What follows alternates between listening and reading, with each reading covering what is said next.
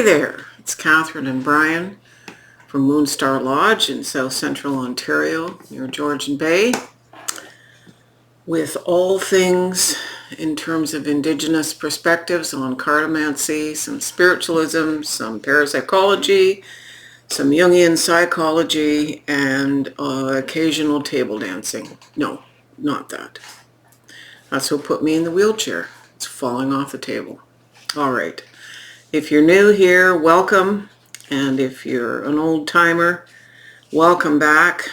Using the same decks as we did last week. We are continuing to talk about the dealing with shadow. This week's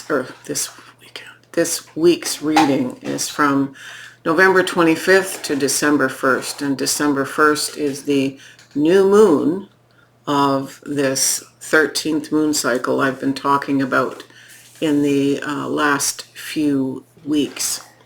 And I should get my folder here and read you about Becomes Her Vision. I was so busy with the cards, I forgot to grab the paper. So, Becomes Her Vision is the 13th grandmother, and she is the completion of the wheel. Okay, here we go. Let me just grab this. I don't want to miss anything, so I don't just want to ad-lib it. She is the guardian, this is about Becomes Her Vision, the guardian of transformation and transmutation, the keeper of the emergence of spirit into physical form, the mother of alchemical changes and rites of passage into wholeness, the guardian of personal history, becoming, and myth. She teaches us how to become our vision and own our wholeness, how to release the old self and step into the realized dream, how to honor the process that brought us through the changes and transformation, particularly in this past year. How to mark the rite of passage into wholeness and celebrate the vision we have become. She teaches us how to be the truth. Now that gives me a parasympathetic nervous system chill from head to foot. At my age, I find that amazing that I can still read those words and still feel it down to my bones. So, I guess without further ado, Brian, we're just going to go to those cards. If you want to see the cards, it's always posted on social media. I post a picture of this reading layout and the boxes from the decks that have been used. So if you want to know specifically about a deck. Now last week we used the Artist Decoded as a shadow work or journey work tarot. And I mentioned that I almost broke the box in the first 2 days that I had it. I was in and out of it so much. This is the Ethereal Tarot. And it's the same kind of energy for me. So this is going to be our main tarot this week. And then all the same decks we used last week are going to be the clarifiers. Unfortunately, they are a lot wider cards in some instances, so they're not exactly in perfect alignment. We start with the Ace of Wands, our fire element. Now we had 2 aces last week, and now we have another ace. That's a different ace. So we had the Ace of Pentacles and the Ace of Cups last week. Now we have the Ace of Wands. So a new spiritual, impassioned beginning, fire in the belly, spirit in the heart and mind. And it's clarified by the Magician.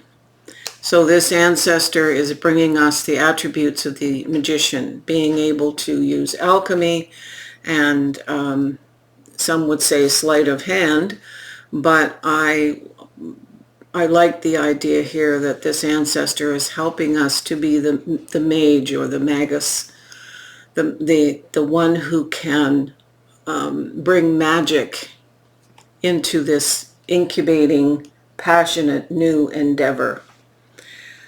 Followed by the Ten of Cups. Wow, everything we could want emotionally. We had that Ace of Cups last week, as I've mentioned. So this is about having it all: family, emotional security, emotional intelligence, and emotional maturity. It's all there. And with this lovingness and heart-centeredness, we are able to create a legacy. All tens are ends of one cycle and a new beginning. This is clarified by the Witch card. And the Witch is, the magic you seek is inside of you. Let it flow. So she is giving you, again, like the magician, she is bringing magic into this new beginning that's going to come, or this evolution with this Ten of Cups. Just remember, it's not external or extrinsic, it's intrinsic. And now, if this couldn't get any better, I don't know how. Or if this could get any better, I don't know how. It's the star. The star is hopes and dreams and healing and a guiding light in the night. Last week we had a lot of emphasis on the moon. It's clarified by the familiar. And the familiar is a guide animal which we journey with. It could be an animal that's in spirit, but the familiar works with the moon as intuition and guidance, clarifying the star. We jump from the Ace of Wands here to the energy of the King of Wands. Fire in its magnificence. So the incubation is being guided by the king, and the king is the manifestation of something extremely powerful.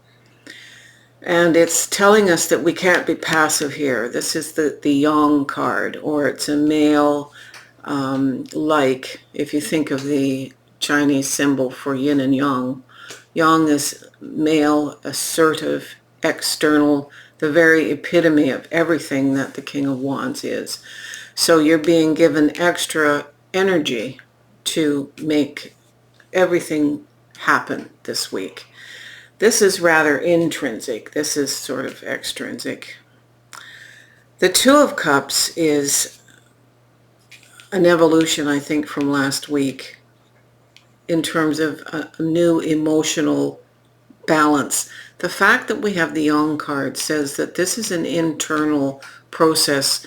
It can represent a significant other that we are in relationship with, and it's harmony and love and balance in the relationship, but it can also, and I have a sense that it means, for most of us anyway, that it is the balance within, keeping the balance of yin and yang within us. It's clarified by a really interesting card. It's called the Forest, and it's about the center mother tree whose roots allow other offspring trees to grow, but also seeds. It's a home to animals. It's kind of the center of self. Tree spirits are very magical, and this to me says that if there could be an empress in the forest giving us everything we need, it's the energy of this mother tree. And all the information, all the hormones, the stuff that's taken up, the stuff that's added back, the exudates into the floor of the forest for the other trees to be nourished by information, all of that comes from the stability of this forest tree. I love that it's providing us balance here. The Page of Wands is here with assistance to help us in directing. The pages are kind of youthful. I wouldn't call them immature, but they are spontaneous, and spontaneity is good. Sometimes it can get us into trouble. But the page is here to say, don't be locked into these new passionate pursuits with something that already exists in your mind. Allow yourself to be directed, or open your eyes to new perspectives here that may bring you a new passionate endeavor that fills you in a way that's unexpected. The reason I'm calling this card in that way is the card that I drew as a clarifier is called Community Calls. We all are parts of differing communities throughout our lives. Community can be beyond us, it can be family, it can be friends.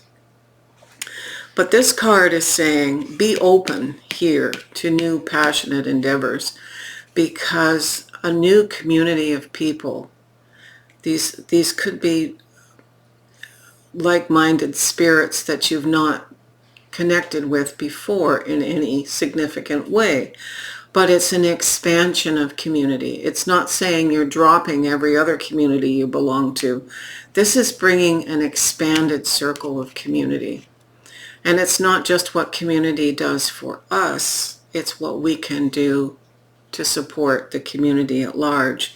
So this page is asking us to open our eyes to new passionate endeavors. And finally, we have the Knight of Pentacles. Well, this dude was in last week's. Patient. What's the word I want? Vigilant. Doesn't mess up things he's planted. Doesn't try to control. He's just observing his domain. And this is a beautiful, beautiful card. Dragon, actually. So it's a maturity. There's a maturity behind this card.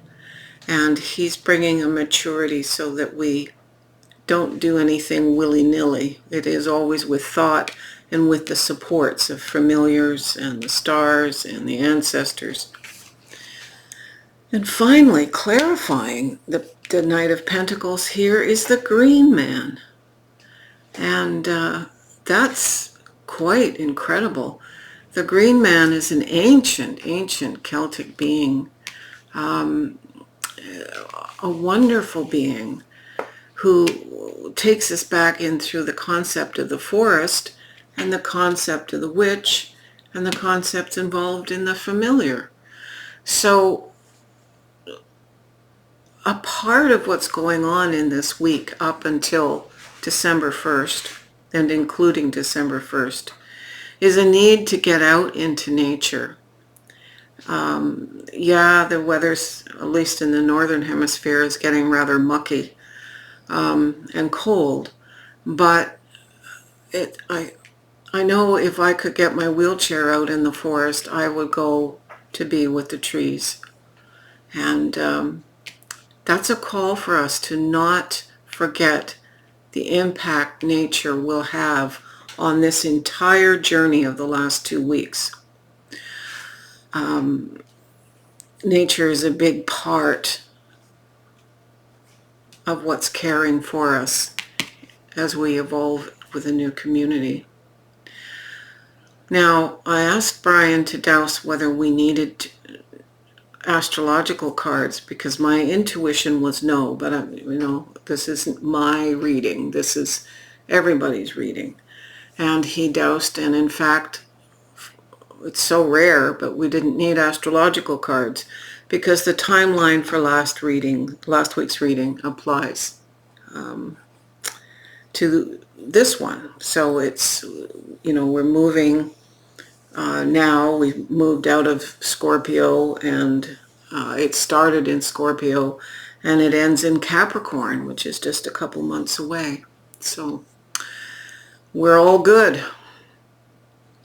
Anyway, You can flip the camera. This is a powerful new moon. Be ready. And thanks for sending the coffee. Coffee is a platform, and if you click on the title of the video where it says weekly reading for whatever date, it will take you to some more information about coffee. And that's the platform we will be using for upcoming classes when we can get that organized.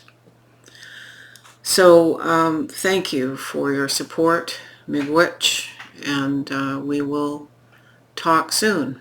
From Brian and I, aho.